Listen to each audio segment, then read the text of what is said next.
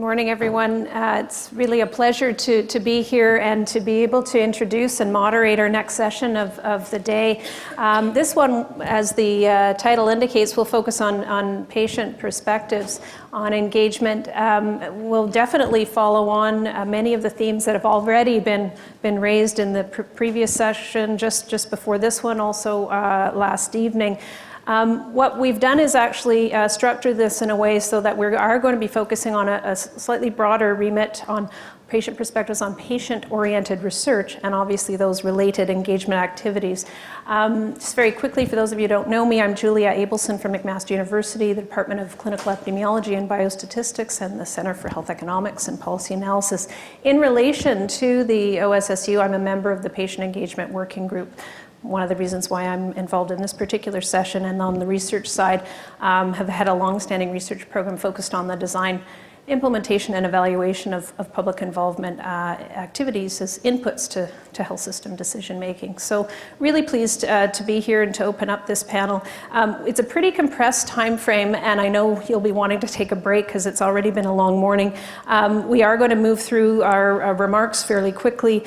What I'm going to do right now is just introduce you to Jan Huck, to Lyddiatt, to Elise Maybee, and to Emily Nicholas. They're sitting in alphabetical order.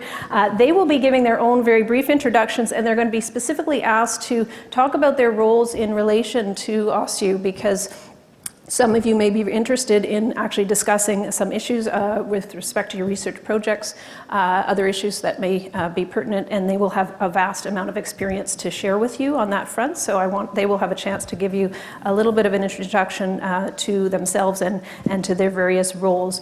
Then we have structured the session as follows. We're going to ask each of the panelists a series of questions. We have 3 questions for them.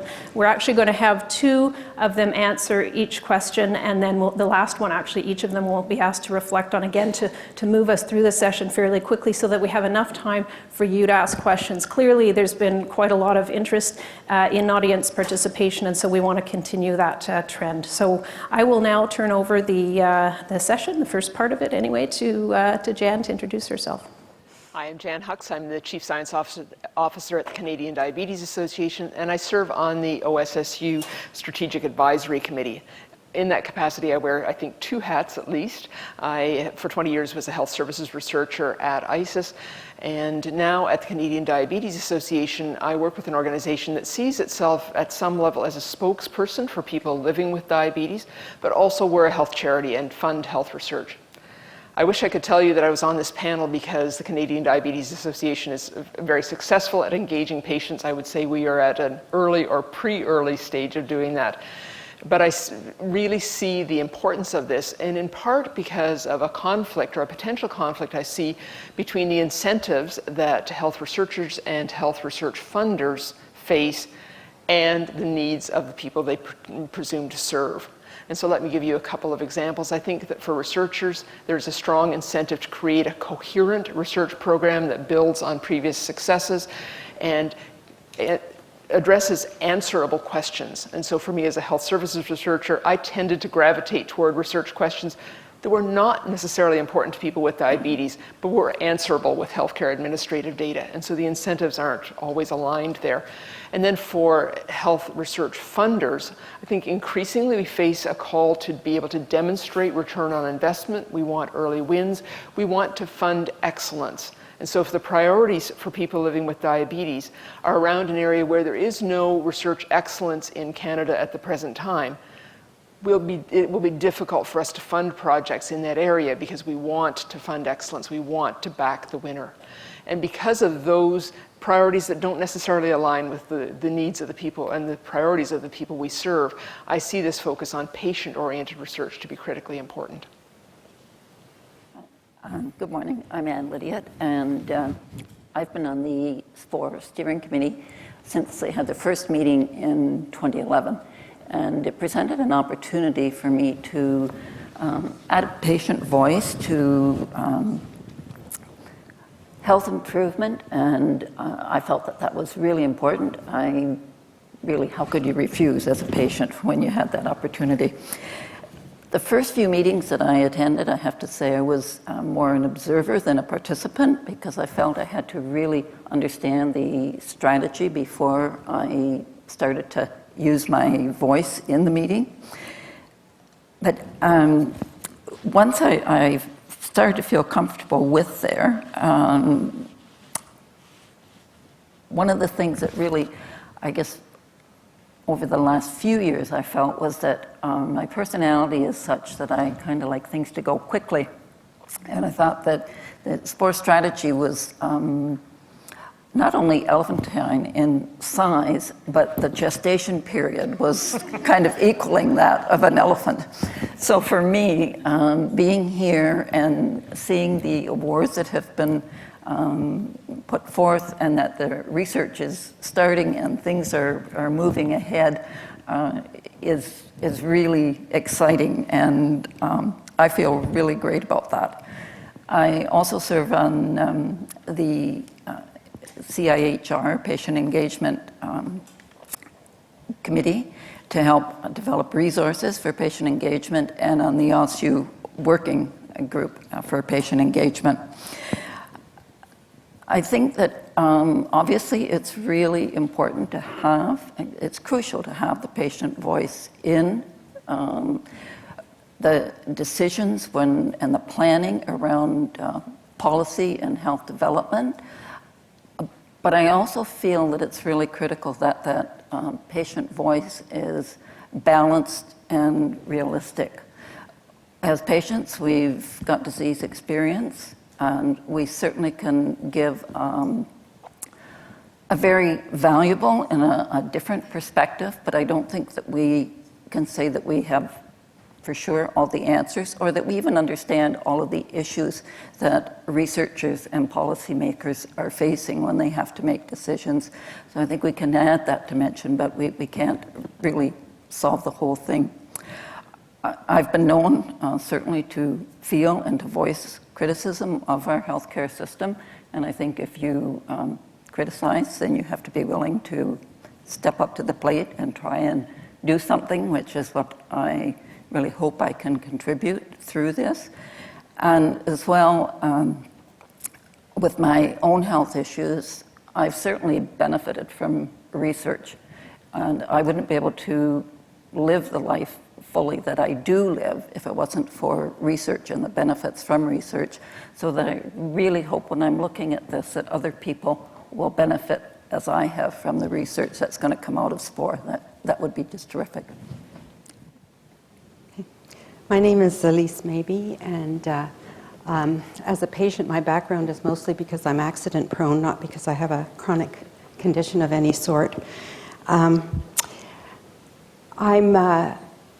a member of Patients Canada, and I am also a member of the Tech ValueNet Research Management Committee. And I have been for 3.5 years, so that was my first exposure to health research of any sort. And in my first meeting, I had no clue what a PI was, so that's where I started. And the role that we have is to set the priorities for the funding agency and to evaluate the applications that come our way.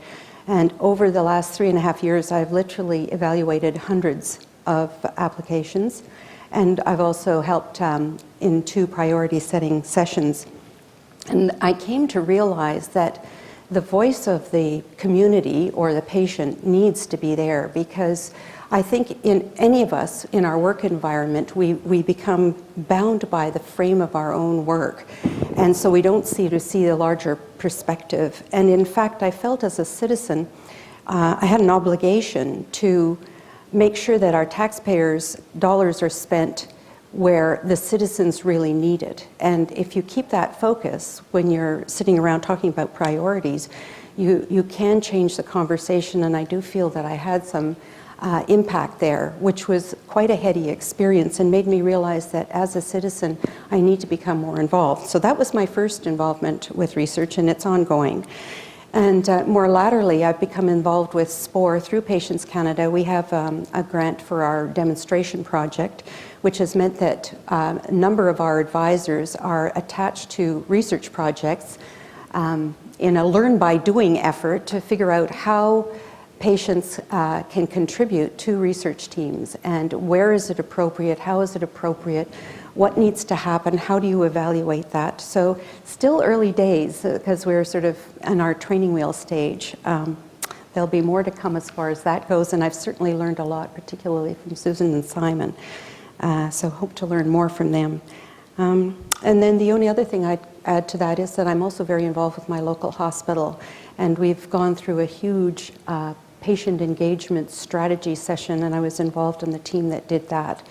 And we're now in the implementation phase. So I find that there's a lot of cross-referencing that can come from engagement in other areas to bring to the table for engagement with research.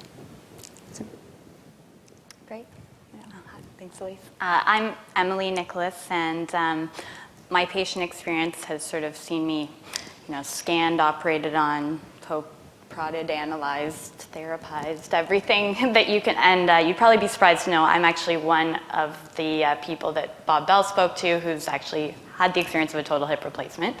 And I've also been, through the years, become more involved as a patient, as an engaged patient or an activated patient or, an involved patient.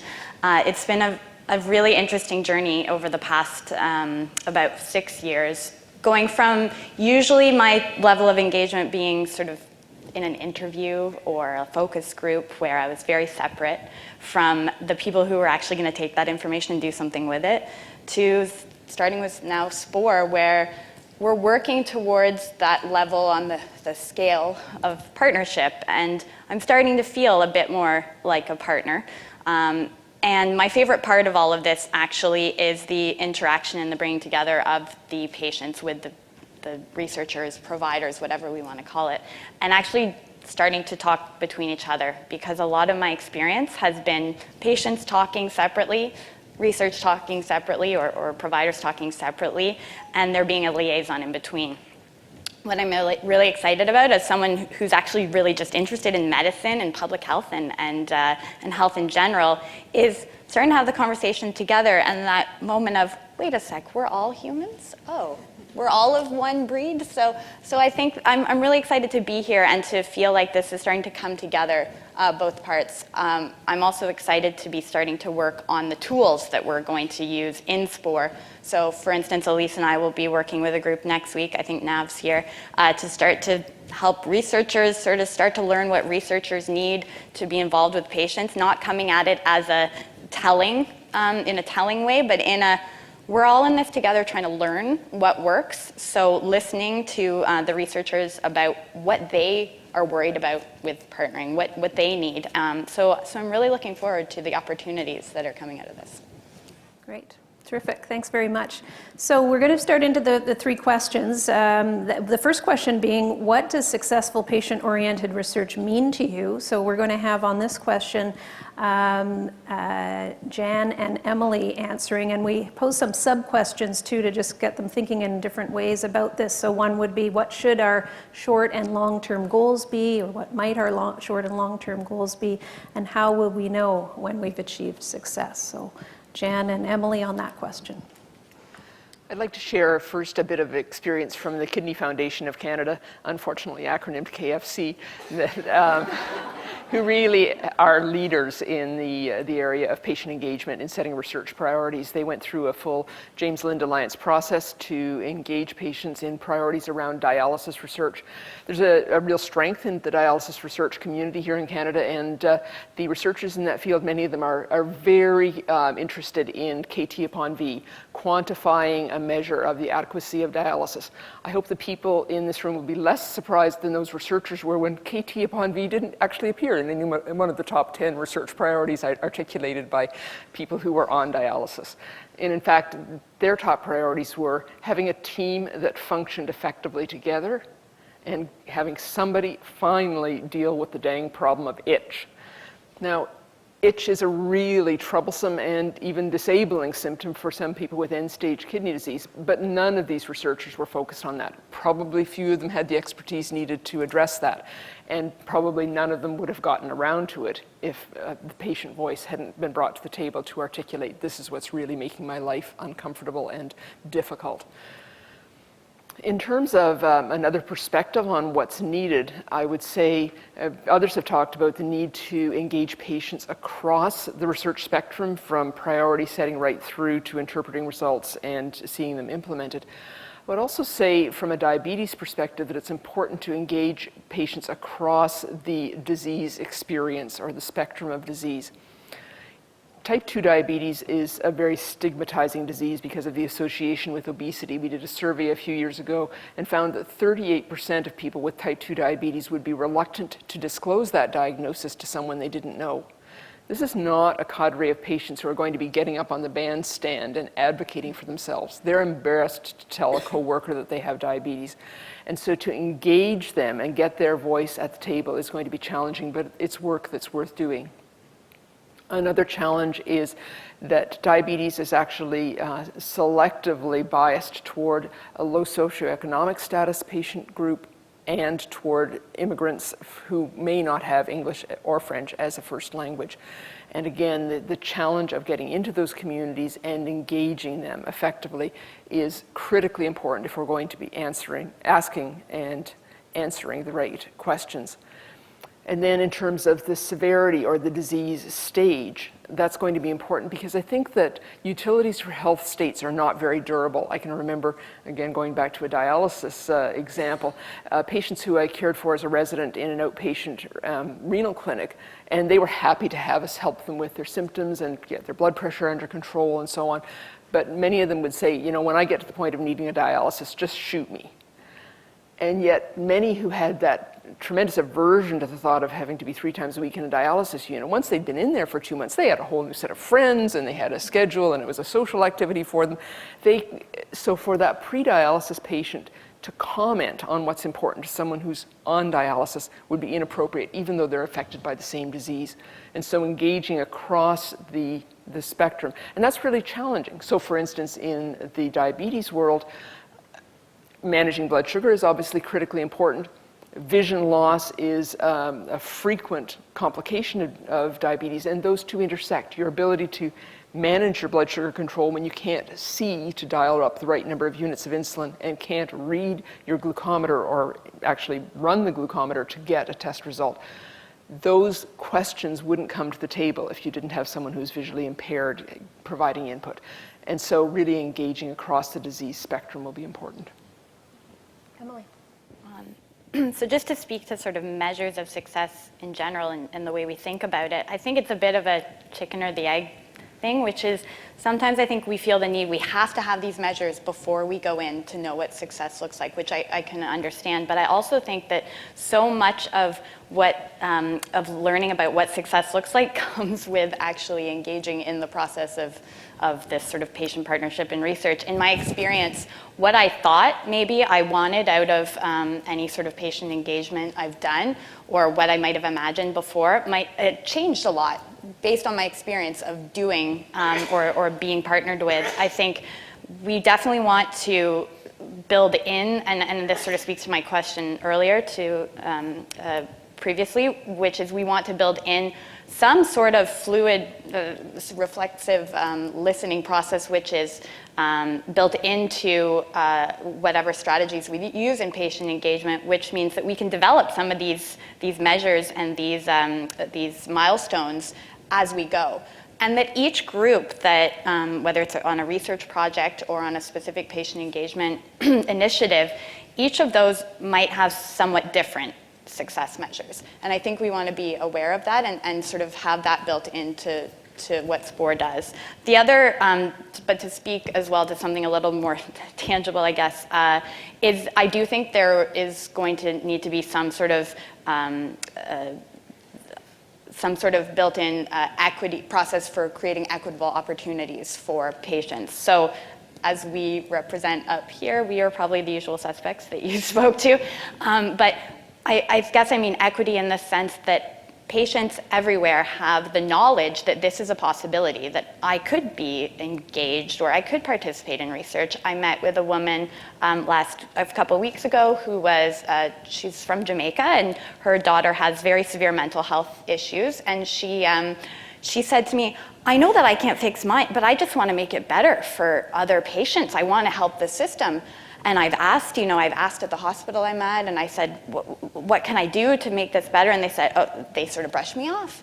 And I thought, are you kidding? I know there's tons of people out there that would love to talk to you. You know, there's lots of people that I get contacted all the time. I can't even keep up sometimes with how much we get asked to be involved. And I thought, there's a perfect example of this woman was ready and waiting, and she didn't even know about the opportunities. So I think creating access in the sense of communicating well what's available to patients. And lastly, I think I'll know that we've been successful when I look at the research priorities maybe 10 years ago versus in maybe another 10 years, and I get the sense that we're focusing on really what improves people's quality of life and the ability to be well, whether you have a chronic disease or not. I think we have the ability to be well, and I know for myself that the things that we've been doing research on historically have been absolutely essential to giving us, this wonderful health system, but what actually makes me feel good as a person and what makes me have a good quality of life maybe hasn't been the priority, and I hope that we can shift a little bit more towards that. Thanks very much. So I'm going to ask now that Anne and Elise address our second question, which is how can we make patient-oriented research work for both patients and researchers?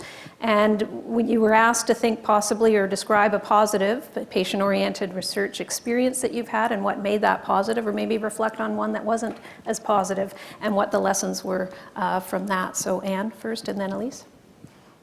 Excuse me. Well, I think for both patients and researchers, there needs to be an awareness and respect from both sides, and that's been mentioned a few times. Patients often get frustrated because they feel that research moves so slowly, and researchers, I know there's frustration with time pressures because often they have multiple positions, shortage of funds, and then there's that problem that nobody likes to talk about when promising research suddenly goes sideways and isn't so promising. One of the things that has been positive in research, and Jane Oban mentioned it last night when she said about the arthritis community and wanting pain addressed, obviously, but the bigger issue was fatigue. And it was interesting when she mentioned that, because at the same time that it came up in Canada, right around that same time, it came up at an international arthritis meeting. So it wasn't just an issue here, it was global. The other thing that came up globally and is an issue with patients here is the instrument used to measure our quality of life. And we were really, as a patient group, upset about this. It's been used for, I don't know, ever since I was diagnosed, so that's over 30 years ago. And I sit there and I have to fill out this form that says, can you dress yourself? Can you open a jar? Well, really, after 30 years, am I dumb enough to buy clothes that I can't get in and out of? And I can open a jar if I put the lid on, but if my daughter's put the lid on and then given it an extra twist so that it's done up tight, no, I can't open it. So we complained about that and voiced our concerns, and that's now on the research agenda to be addressed. One of the other issues then, and again, this has been discussed in kind of a roundabout way last night and again today, and that's there's been over 20 years of research and good research and showing that decision aids and shared decision making can be really helpful for both, practitioners and the patients. And we've got people in Canada who really are leading experts in that field, and yet decision aids and shared decision making is not used. Clinicians see it as taking too much time. If you ask most patients, they don't even know what it is that it's available. And so to me, that's an example of good research, good results, but somehow we've done a poor job of knowledge translation and implementation. So I'm really hoping that with SPOR, having patients involved all the way along that we can overcome some of those barriers? So I'd like to just sort of say that my initial, as I mentioned earlier, my initial engagement with research was at TVN, and there was one thing that I felt made it successful was that the 17 or 18 people around the table treated me like a peer. And after the first sort of 15 minutes of my very first meeting, I realized that if I opened my mouth, I wasn't going to be laughed at or discarded. So that was a huge plus. I don't know how you train that or encourage that, to be honest, but the very fact that they treated me as peer made it possible for me to open my mouth. Not that I'm particularly shy about doing that anyway.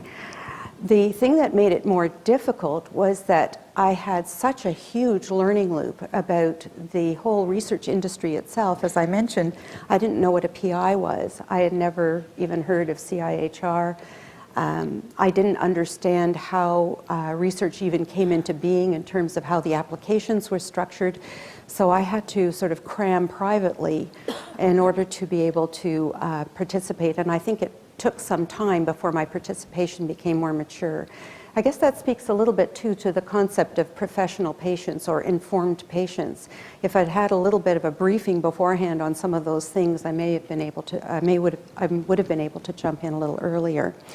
So that boils down to, in terms of a success factor, training and respect attitudes. I think those are big ones. More recently, in some of the involvements I've had with various different research teams, it's really run the gamut. I've had one PI embrace me in the end, literally, and say, how can we do this? I'm so excited. I really want to do this better. I'm at the early stage. Tell me what you think about the research question. What about my methods? How do we go about recruiting? And was really interested in engaging the patient perspective, if you will, and really examining that. And we brought on board at least one other patient so that we get more than just my point of view. And that was a very encouraging one. On the other side of the spectrum, I've been a box ticked, where I've been approached and said, would we be interested in engaging? And I said yes, and here's what we hope to do with you. And they say, yes, yes, yes, yes. Please just send us a letter of support. And that was the end of it. So most of the teams that I'm on, and I'm on about 4 or 5 of them now, are in that middle ground. And in that middle ground, there is some cautious enthusiasm, some less cautious enthusiasm, and there is some desire to control how that engagement goes. And so in some cases, one of the researchers has been designated as the person responsible for patient engagement. So the patient isn't responsible for it. We're not a full member of the team. We have somebody who is supposed to take charge of us in some way. And that's kind of a weird thing. We're still very early days in those types of relationships, so stay tuned. We'll see where that one goes. And then the other experience is to have a bunch of patients on a panel, and it starts to look now more like a focus group and less like a partnership. And yet there are partnership elements. And so these are things that we're going to explore and see what are the plus and minuses of these things. The other thing that I've seen is being involved in all of these ones, and my colleagues like Emily and several other people who are involved in these, we get together and we talk and we discover that our experiences are very varied. And it depends a great deal on the nature of the research. Is it mostly qualitative? Is it quantitative? Is it mixed methods? So there's that piece. Note, I know those terms. I'm so excited. And then the other piece, which I think is a very significant piece, is the soft side of it, and that is the personality of the PI and their style of operating and their team. So if the PI is a control freak, we're boxed in more. If the PI is really loosey-goosey, we may be left on the shelf. If the PI is really serious about patient engagement, we may become true partners. And all of that sort of mixes up. And I guess it also depends on the day of the week when you're talking to the PI.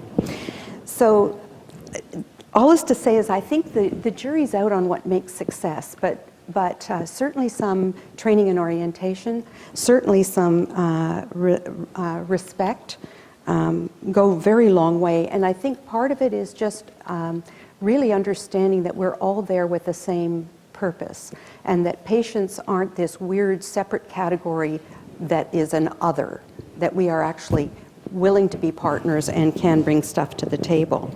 The other place that I think we can really help with research as patients is in the KT end of things. Note, I know another piece of jargon.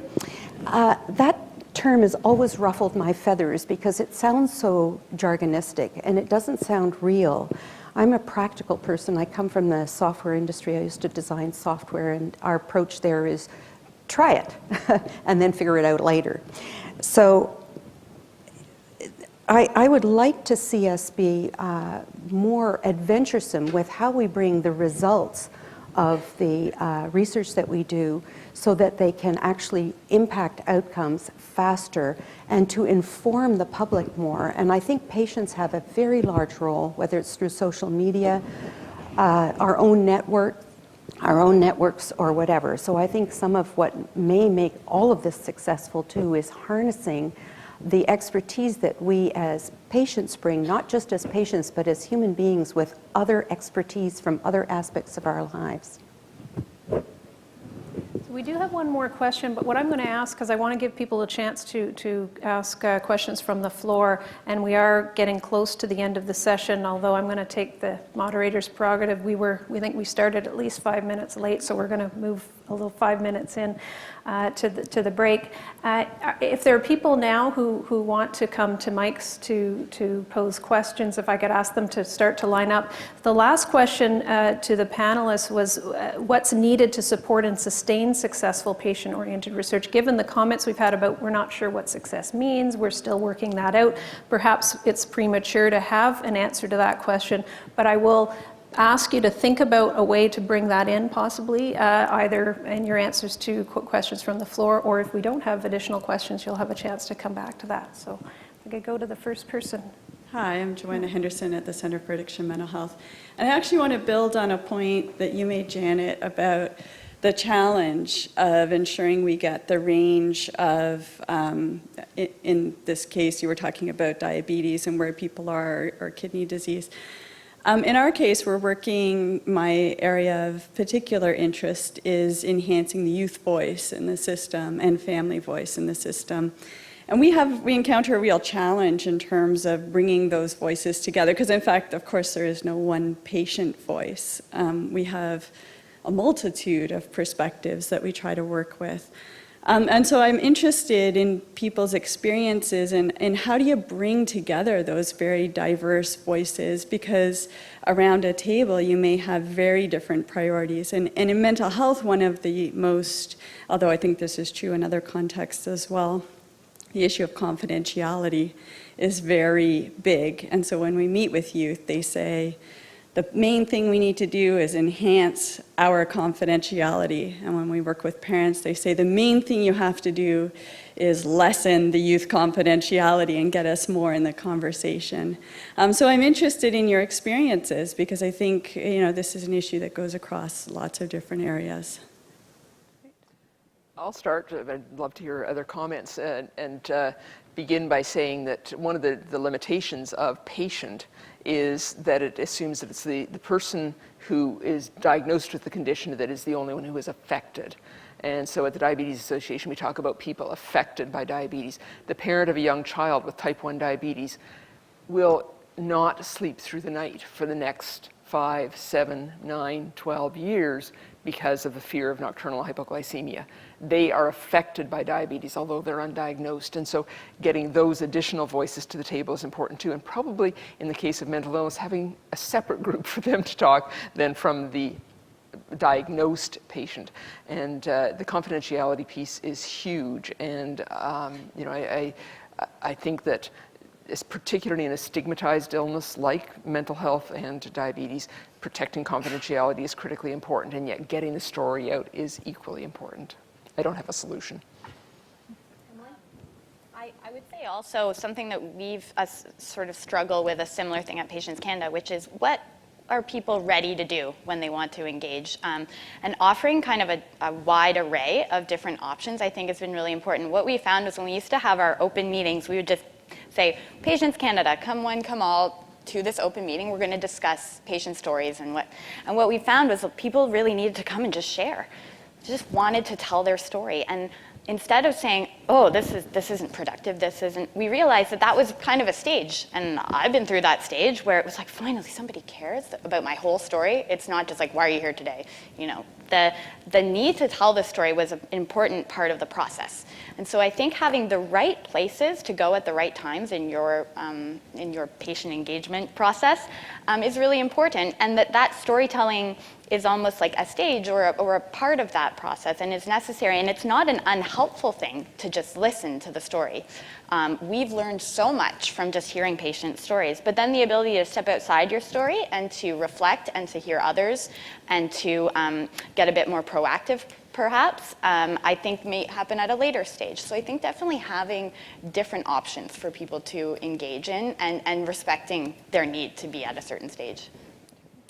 If I may, one thing I just want to say is I sometimes think we have a sort of a blurring of the understanding of a patient who is participating as a member of a research team and a patient who's participating as a subject. You definitely need to have your criteria for your subjects, and you need your scope and your range and so on. But for patients participating on a research team, there may be different criteria, and they don't, while they may have need to have some experience of, this disease that's being studied or whatever. I question over how confined we need to be restrictive for patients who are participating on a research team where they're looking at what is the right methodology, how do we recruit, and so on, versus the people that are recruited and are traditional subjects of research. Thank you. David. We've been talking all about patient engagement, and that's seen as a very individual thing, whether it's the patients or their relatives. And I just want to point to the fact that we have in the room today representatives of our First Nations partners. And when dealing with First Nations, they, in my view, are somewhat more advanced in that less concerned with self, but more concerned with community engagement. And I think that within the OSSU, at least I want to say that we're well aware of that and the need to have strategies for community engagement. I wondered if anybody on the stage would talk, and I'm going to speak to Sue Sheridan here for a minute because I know she's from a country that has large indigenous populations, and whether there are any insights there from the PCORI.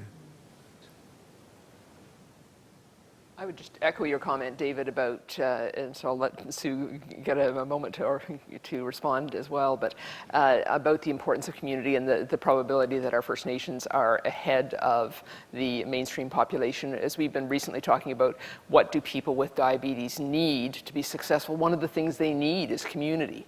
And so the loss of community in a fragmented, urbanized society really is a problem and one that needs to be addressed. Great, and I won't take much time here, but just to respond, David, that in dealing with Native American Indians, we have in our funding, for example, we are funding a diabetes project with the Zuni Indian tribe in New Mexico, and it's very much community-oriented. We actually see quite a bit of this, not just with Native Americans, but in the rural community. So it's very based on community where there's, for example, the Zuni Indian tribe, they have their elders. And so the elders have a tribal advisory group, and we from PCORI went to visit them. They did a dance, we did a celebration, we met with the community. So it was very much a community respecting their infrastructure, respecting their elders, respecting that the elders really spoke on behalf of the community. But we got to see their community in action together. So I think it is extremely important to recognize the culture, their own structure, their hierarchy, their leaders, and then really look at them as a package. And it was actually the Zuni Indian tribe that referenced that in the past, researchers were like mosquitoes. They'd fly in, they'd suck the blood out of them, they leave, and never hear from them again. And so we at PCORI are really trying to be cognizant about working with the communities as a partner. Right. Anne, did you want to respond as well? That also comes up in the RA, or the inflammatory arthritis community, because rheumatoid arthritis is high in the First Nations community as well, and trying to respect and build in their culture and not force what we want them to do, rather than embracing what their routine is. And that is a real tension that you have to really work with.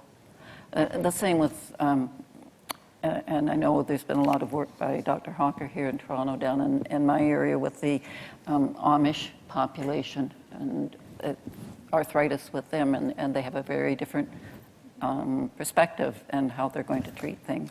So it takes a lot of understanding, and I think it's something that we have to work at and be more aware of than we have in the past. Terrific. Well, without seeing anybody else at the mic, I'm going to use that as an opportunity to close the session.